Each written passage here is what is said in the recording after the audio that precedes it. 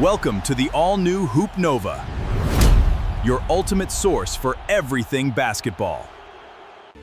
The Clippers, they have agreed to trade Kawhi Leonard to the Raptors. That was what Shams reported back on June 30th. The teams announced that the trade would be on hold until the league completed the investigation. Circumventing the salary cap to pay Kawhi Leonard could drag into 2027. This if the parties don't agree on the findings or any proposed settlement that involves punishing the team. 30 days ago, the NBA appeared to have one of the biggest blockbuster trades of the offseason locked in.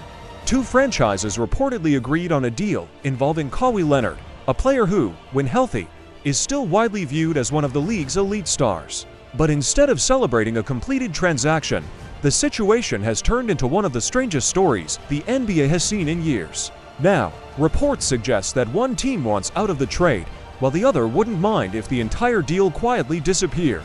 That's an incredible reversal considering both organizations originally agreed to move forward. The latest twist came from ESPN's Ramona Shelburne, who shared new details that completely changed how many people viewed the situation. According to Shelburne, the Toronto Raptors were presented with a choice by the NBA regarding the ongoing investigation surrounding Kawhi Leonard. The league reportedly informed Toronto that if they completed the trade before the investigation concluded, they could end up assuming the risk of any penalties or consequences tied to Kawhi's situation. Faced with that possibility, the Raptors were reportedly unwilling to move forward under those conditions. That statement is a major shift from Toronto's original public stance. Earlier this month, the Raptors released a statement explaining that they would simply wait until the NBA completed its investigation before finalizing anything. At the time, it sounded like a routine delay. The organization appeared patient and cooperative, giving the impression that the trade was still expected to happen eventually. But 3 weeks later, Shelburne's report painted a very different picture. Instead of merely waiting, Toronto was now reportedly reluctant to accept the legal and competitive risks attached to the investigation. Those are two very different positions. Waiting suggests confidence that everything will eventually be resolved. Refusing to assume risk suggests a team that's actively questioning whether completing the trade is worth it at all. Former NBA champion Kendrick Perkins echoed that same sentiment during an ESPN appearance. Perkins argued that, if he were running the Raptors, he would be searching for any possible way to back out of the agreement. From his perspective, the uncertainty surrounding Kawhi Leonard simply creates too much risk for a franchise trying to build toward the future. With training camp approaching and the investigation still unresolved, he believes Toronto has every reason to reconsider. Yet the story becomes even more confusing when other reports are considered. ESPN's Baxter Holmes stated that both the Clippers and the Raptors officially still intend to complete the trade once the investigation reaches a conclusion. On paper, both organizations remain committed to the agreement. So which version is accurate? Publicly, both teams continue saying the right things. Privately, however, league insiders are describing a much different reality. Reports suggest that one side is looking for an exit strategy, while the other wouldn't necessarily be disappointed if circumstances prevented the trade from happening altogether. That gap between official statements and behind-the-scenes reporting has become one of the biggest mysteries surrounding this entire saga. Another important detail has also been overlooked. Throughout the discussion, many fans immediately assumed the NBA itself froze the trade. However, comments made by Commissioner Adam Silver during Summer League suggest the situation may be more complicated than that. Rather than the league simply blocking the transaction, the delay appears to be connected to the ongoing investigation and the potential consequences that could emerge depending on its findings. At the center of the investigation are allegations dating back to Kawhi Leonard's free agency. Previous reports claimed Leonard signed a 4-year endorsement agreement worth approximately $28 million with Aspiration, a financial technology company that Clippers owner Steve Ballmer had invested in personally. Critics allege the deal may have functioned as an indirect financial incentive designed to circumvent NBA salary cap rules. The Clippers have consistently denied those accusations, insisting no money was secretly funneled to Leonard through Aspiration. Ballmer has also maintained that he was simply another victim of fraud committed by the company's leadership after its co-founder was later convicted in a massive federal fraud case until the NBA completes its investigation. Uncertainty will continue to surround this blockbuster trade. Whether the deal ultimately goes through or completely falls apart, one thing is certain: what once looked like a routine superstar transaction has evolved into one of the most unusual and unpredictable stories of the entire NBA offseason. Adam Silver has made one thing very clear throughout this entire situation. According to him, the NBA never officially stopped the Kawhi Leonard trade. Speaking during Summer League in Las Vegas, Silver explained that it was the teams themselves, not the league office, that chose not to move forward while the investigation remained active. That distinction is important because it changes the entire narrative. Many fans believed the NBA had frozen the trade, but Silver insisted that both organizations voluntarily delayed the transaction.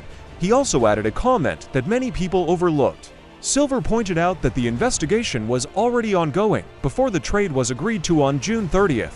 In other words, Toronto knew exactly what it was signing up for. The risks surrounding Kawhi Leonard weren't new discoveries that emerged weeks later. The Raptors accepted those conditions when they initially agreed to the deal. If their position has changed since then, it likely isn't because of new evidence. It may simply be because they reconsidered how much risk they were willing to take during the NBA Board of Governors meetings. Silver also expressed confidence that the investigation would be completed before the start of the new season. When reporters pressed him further, he repeated that he expected everything to wrap up during the summer. However, that optimism didn't last long. Just 2 weeks later, ESPN reported that the investigation could extend well beyond the offseason and potentially continue into 2027, according to the report. If the league, the Clippers, and the National Basketball Players Association fail to agree on the investigation's findings or any proposed penalties, the dispute could move into arbitration, dramatically extending the timeline. The biggest obstacle isn't a lack of progress, it's that none of the parties involved appear willing to back down. Union sources told ESPN that the NBPA is fully prepared to challenge any punishment if the league cannot present sufficient evidence. At the same time, the Clippers have reportedly made it clear they will aggressively defend themselves against any allegations. With one of the league's wealthiest ownership groups involved, there is little incentive to accept penalties without a lengthy legal fight. As a result, the investigation has become far more than a simple basketball matter. It has evolved into a legal battle involving the NBA, the Players Union, and one of the league's biggest franchises. Meanwhile, the consequences continue to grow. Roughly $170 million in player salaries, along with multiple draft picks tied to the proposed trade, remain in limbo. Both franchises are unable to fully plan their futures, while lawyers and investigators determine what happens next, although many fans find it hard to believe this process could stretch into 2027.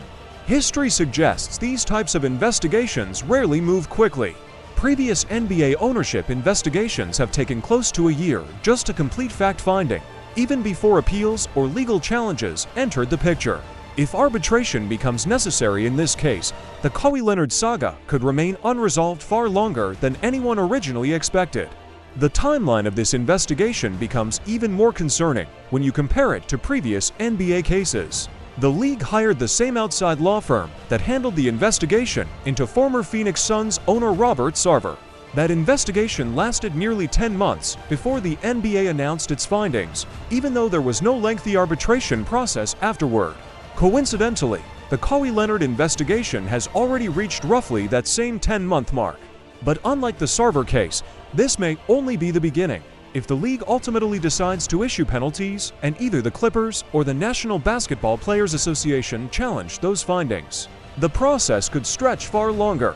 A recent example is the Minnesota Timberwolves ownership dispute involving Glenn Taylor, Alex Rodriguez, and Mark Lore. That disagreement entered arbitration in March 2024, but a final ruling didn't arrive until February 2025, almost 11 months later. And that case involved a straightforward ownership dispute, not allegations that a franchise may have circumvented the NBA's salary cap. When you combine nearly a year of investigation with the possibility of arbitration, appeals, and legal challenges, suddenly the idea of this case extending into 2027 doesn't sound unrealistic at all. Instead, it follows the same timeline as previous high-profile NBA disputes. This isn't simply media speculation, it's a reflection of how long these complicated legal battles typically take. Another fascinating detail came from ESPN's Ramona Shelburne, who suggested the Clippers wouldn't necessarily be devastated if the trade never happened. At first glance, that sounds surprising, but when you examine the proposed deal more closely, it begins to make sense. Under the reported agreement, Los Angeles would send Kawhi Leonard to Toronto in exchange for Brandon Ingram, Grady Dick, 2 unprotected first-round draft picks, 2 second-round selections, and a future pick swap. That's a significant return for a player entering his mid-30s, even one as talented as Kawhi. Last season, Leonard reminded everyone why he's still considered one of the NBA's elite two-way stars. Despite concerns about his health, he appeared in 65 games while averaging nearly 28 points per game, shooting efficiently from both the field and three-point range. It was arguably one of the healthiest and most productive seasons of his career in recent years. Still, there are understandable concerns. Kawhi is now 35 years old, has dealt with multiple serious knee injuries throughout his career, and the Clippers have spent years building their championship hopes around the assumption that he would remain healthy. If this trade falls apart, Los Angeles simply keeps an All-NBA caliber player. That hardly feels like a punishment if the league eventually determines that violations occurred. In many ways, it resembles a second chance rather than a major setback. Toronto's perspective is much different. If the Raptors walk away, they don't lose assets they haven't already committed to keeping. Brandon Ingram recently signed a 3-year, $120 million extension with the franchise. They also retain Grady Dick and every draft pick included in the proposed trade package. More importantly, Toronto wasn't a struggling franchise desperately searching for a superstar to rescue its future. After improving from 30 wins to 46 victories, the Raptors emerged as one of the Eastern Conference's biggest surprises, pushing Cleveland to 7 games in the playoffs. They already possess a promising young core and significant momentum, giving up multiple first-round picks for a 35-year-old superstar with an extensive injury history suddenly looks far riskier than it did when the trade was first discussed. If Kawhi remains healthy and returns to championship form, Toronto could regret missing the opportunity. But if injuries strike again, the Raptors may have avoided sacrificing valuable long-term assets for a gamble that didn't pay off beyond the basketball implications. There's also a practical roster problem. Toronto built much of its offseason assuming this trade would be completed. Because of salary cap restrictions and the NBA's first apron rules, the Raptors now have limited financial flexibility to open roster spots, and uncertainty about whether they're constructing the team around Brandon Ingram or Kawhi Leonard. That creates an awkward situation for everyone involved. Ingram could report to training camp for a team that already agreed to trade him, while the Raptors remain stuck waiting for an investigation with no clear finish line. As training camp approaches, the uncertainty surrounding this blockbuster deal may become an even bigger challenge than the trade itself. One of the biggest developments in this entire story has nothing to do with basketball, at least not on the surface. A recent investigative report by Rhode Island television station WPRI, produced in partnership with journalist Pablo Torre and Hunterbrook Media after nearly 10 months of reporting, uncovered a surprising connection between Kawhi Leonard and a major soccer stadium project. Considering Pablo Torre was also the reporter who first broke the aspiration story tied to the Clippers investigation, this latest report has attracted significant attention. According to the investigation, Kawhi Leonard quietly owns a stake in Rhode Island FC, a second-division professional soccer club that plays in a newly built 10,500-seat stadium in Pawtucket, Rhode Island. Interestingly, Leonard's ownership reportedly isn't listed under his personal name. Instead, it is connected through to California-based limited liability companies KL to RIC LLC and KL to RIFC Real Estate LLC. What immediately caught investigators' attention wasn't just the ownership itself, but the timing. Public records indicate those companies were created in early January 2024, only days before Leonard signed his 3-year, $149 million contract extension with the Los Angeles Clippers. While there is no public evidence suggesting the timing proves wrongdoing, the close sequence of events has naturally raised questions among observers. Following the broader NBA investigation, Leonard wasn't the only familiar name connected to the project. Reports also indicate that his uncle and longtime business advisor, Dennis Robertson, established his own real estate entity tied to the development. In addition, Kawhi's former agent, Mitch Frankel, was reportedly involved as an investor. According to the investigation, these individuals acquired their ownership interests While the soccer project was still seeking additional financing, the story becomes even more controversial when examining how the stadium itself was funded. The project reportedly cost approximately $137 million, but only a small portion came from private investment. Instead, much of the financing relied on public support, including tax-exempt bonds, state funding commitments, and roughly $10 million in federal COVID-19 relief money. Reports estimate that Rhode Island taxpayers could ultimately be responsible for around $132 minus one in principal and interest payments over the next 3 decades. Perhaps the most debated aspect involves the political decisions that helped make the project possible. According to the investigation, Rhode Island Governor Dan McKee cast the deciding vote to redirect public funding that had originally been intended for affordable housing toward construction of the soccer stadium. That decision has become increasingly controversial as questions continue surrounding the project's financial structure when asked about Leonard's reported ownership stake. Governor McKee's office stated that, while officials knew professional athletes were among the investors, they were unaware Kawhi Leonard was specifically involved. Similarly, Pawtucket Mayor Don Grebian reportedly said he first learned about Leonard's connection only after being questioned by reporters. Meanwhile, Rhode Island FC founder Brett Johnson defended the organization's approach, explaining that the ownership group intentionally keeps many investors private. While he described the investor group as exceptional, he declined to explain why confidentiality surrounding ownership was considered necessary. Leonard's representatives reportedly did not respond to requests for comment regarding the investigation. The controversy extends beyond ownership disclosures. The stadium was originally promoted as part of a much larger redevelopment project that promised new housing, restaurants, retail space, and economic revitalization for the surrounding neighborhood. However, according to local reporting, none of the planned residential units have yet been completed despite construction beginning several years ago. Housing development has reportedly been delayed, raising concerns among residents who expected the project to deliver far more than just a soccer venue. It's important to note that none of these findings, by themselves, establish any connection to the NBA's ongoing investigation into Kawhi Leonard or the Clippers. However, the timing of the investments, the involvement of longtime associates, and the significant amount of public funding have created new questions that investigators, reporters, and fans will likely continue examining as both stories develop.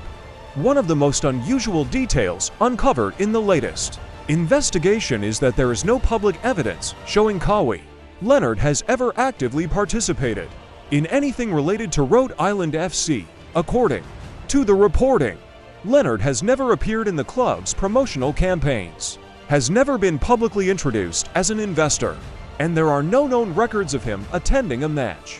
While the club has publicly celebrated several other athlete investors, including players who are far less recognizable than Leonard, his name has remained absent from official announcements. Investigative journalist Pablo Torre pointed out that there is also no public evidence suggesting Leonard has ever visited Rhode Island or spoken publicly about the soccer club.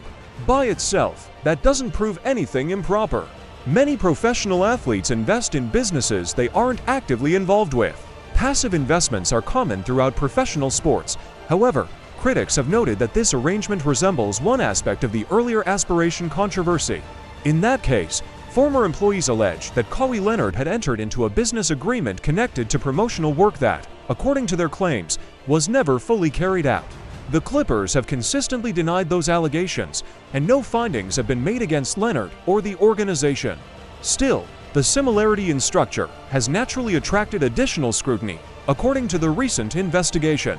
While Aspiration still allegedly owed money to Leonard's holding company, KL to Aspire LLC, company co-founder Joe Sandberg was simultaneously developing business relationships with several people already closely connected to Leonard, including his uncle Dennis Robertson and former agent Mitch Frankel. Those relationships reportedly later became connected to the Rhode Island FC ownership group. Whether those business dealings ultimately prove relevant to the NBA's ongoing investigation remains unknown. At this stage, there is no public evidence establishing that the soccer investment violated any league rules or is directly connected to the Clippers' investigation. Nevertheless, every newly discovered business relationship creates additional documents, financial records, and corporate filings that investigators may choose to examine. After nearly 10 months of investigation, even small new leads can significantly extend an already lengthy process. The reporting also revealed another interesting detail. Pablo Torre stated that he and WPRI are continuing to investigate why Rhode Island Governor Dan McKee attended a Clippers game at the Intuit Dome alongside Clippers owner Steve Ballmer during what the governor's office described as a private trip. Whether that visit has any relevance to the broader investigation remains unclear, but reporters appear determined to continue following every potential lead dot. As for the trade itself, the outlook has become increasingly uncertain. Based on everything currently known, it is becoming difficult to imagine this deal being completed anytime soon. That conclusion isn't based on assumptions of guilt. In fact, no one involved has been found guilty of violating NBA rules, and the investigation remains ongoing. Instead, the problem appears to be practical. Neither team seems highly motivated to force the transaction through under the current circumstances. Toronto reportedly doesn't want to assume the legal risks attached to the investigation, while the Clippers would likely be comfortable keeping an All-NBA caliber player if the trade never happens. When both organizations can reasonably live with the status quo, the incentive to push through a complicated and uncertain deal becomes much smaller. History also suggests that major NBA investigations involving legal disputes, arbitration, and appeals rarely conclude quickly. If this case follows a similar timeline, the trade could remain unresolved for months or even years. Ironically, the person facing the greatest consequences may be Kawhi Leonard himself. At 35 years old, Leonard is coming off one of the most efficient offensive seasons of his remarkable career. Yet despite performing at an elite level, his future remains almost entirely outside his control. He cannot fully move on to another team, completely clear his name, or put the investigation behind him until the NBA reaches a final decision. For an athlete whose championship window is already limited by age and past injuries, every month matters. Even if the investigation ultimately clears everyone involved, that lost time can never be recovered. If penalties are eventually issued, those consequences will primarily affect organizations and ownership groups. But the time spent waiting impacts the player more than anyone else. That is perhaps the most unfortunate aspect of this entire saga. Regardless of where the investigation ultimately leads, the uncertainty itself has already become a punishment. Careers in professional basketball are measured in seasons, not decades. And every delayed opportunity matters. 30 days after what initially appeared to be a straightforward blockbuster trade, the NBA finds itself in an incredibly unusual position. The trade remains unfinished. Nearly $170 million in salary commitments are tied up. Both franchises are operating under uncertainty, and the investigation continues to generate new questions instead of clear answers. For now, one fact remains unchanged. No findings have been announced. No guilt has been established, and the investigation is still ongoing. Until the NBA reaches its conclusion, the future of Kawhi Leonard, the Clippers, the Raptors, and one of the most surprising trades in recent memory will remain suspended in uncertainty.